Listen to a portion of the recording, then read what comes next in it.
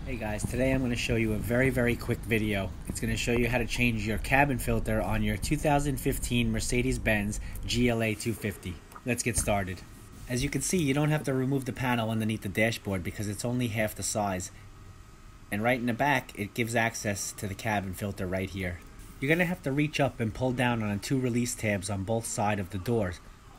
One's right here, and the other one I just released.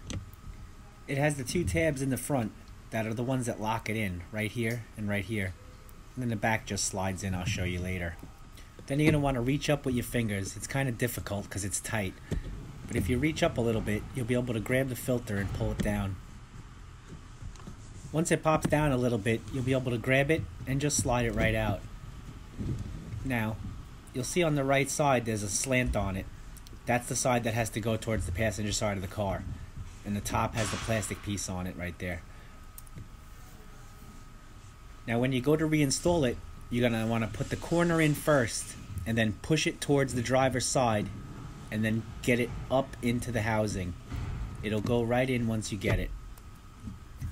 Then you're going to want to take the door and you're going to want to put these two locking tabs into the holes at the back of the housing. Once you get the two tabs in, then you just push up on the right and left locking tabs and you'll hear it click.